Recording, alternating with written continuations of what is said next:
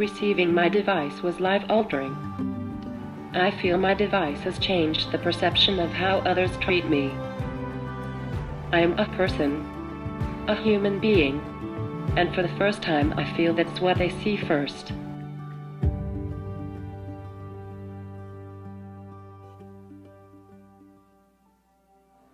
The primary focus of Tobii Dynavox's healthcare integration program is to improve the way patients experience their care when they're in the hospital. It's really important that our patients be able to speak to how they're feeling. You've got a person there, someone who wants to say something or be engaged in what we're doing, and that demands an interactive approach. So this program can benefit healthcare providers by allowing them to spend a little less time trying to figure out what their patients' wants and needs, because their patients are now able to describe those things more directly. They're capable of telling me exactly what they need or what they want in any particular situations, and I can communicate back to them in a way that they could understand. We have pared down the technology to be simple and straightforward and very easy to use. It really opens a lot of doors for those patients. Jo is a 16-year-old girl. She is a very intelligent, articulate, and caring individual.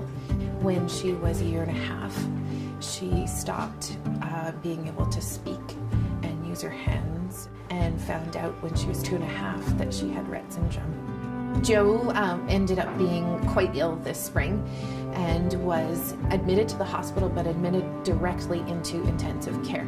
Yeah, Jo's command of the Tobii Dynavox eye tracking technology was impressive, to the point where not only was she able to communicate, but she was actually able to demonstrate her personality to us.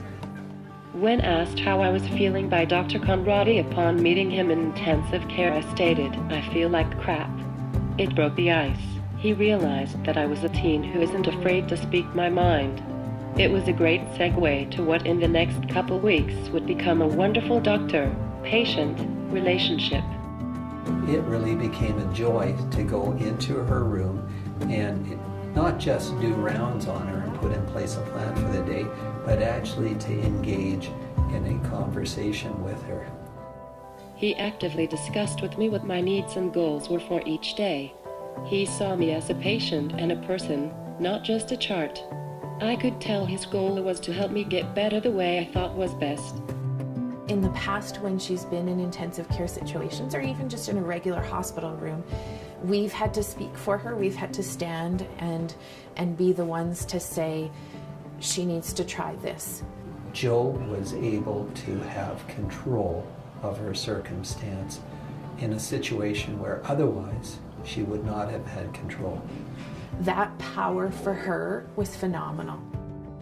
The Tobii Dynavox eye tracking technology, when I was first exposed to it, was a revelation without a doubt.